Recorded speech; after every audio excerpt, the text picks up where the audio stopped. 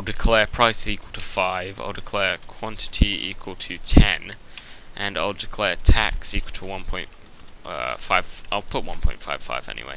And rather than using these values, because imagine we got these values from a form, let's say. Now I could supply the arguments price, quantity, and tax.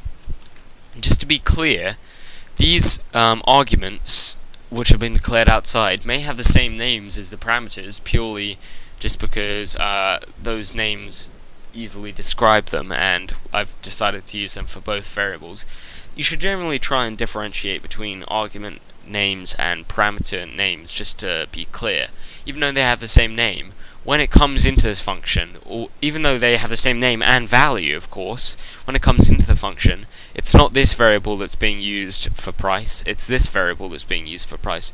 The easiest way to demonstrate that is to, for instance, increment the price by 1 or something. We wouldn't, well,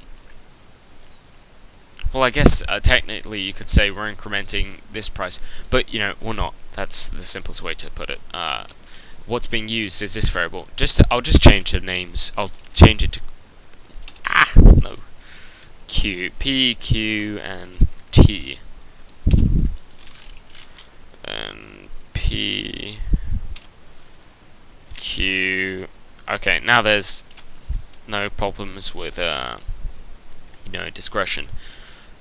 So here, before I actually show you this example in working as an actual parameter taking function, let's talk about the difference between parameters and arguments. Now really they're just two words for the same thing, but there is a slight difference really. Parameters are the things that your function you declare when in the function declaration, which is here. This would be the definition actually. This would be the function header. This is called a header, okay?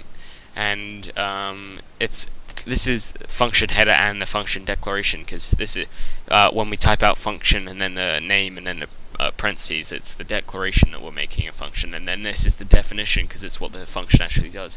But in the declaration, when we type out the list of values that the function will take, the list of values there is called parameters, and parameters are things which are required. Now arguments are things that we pass, so when we call the function, we don't supply the function parameters, we supply the function arguments, okay? So really the only difference is they mean the same thing, technically, really they mean the same thing, but technically the parameter is the one which is declared inside the function declaration, and the arguments are the ones which are passed into the function, okay? Now, finally, let's look at this in action. Okay, tutorials folder, and parse error, what do you know? 20. I can't see a parse error.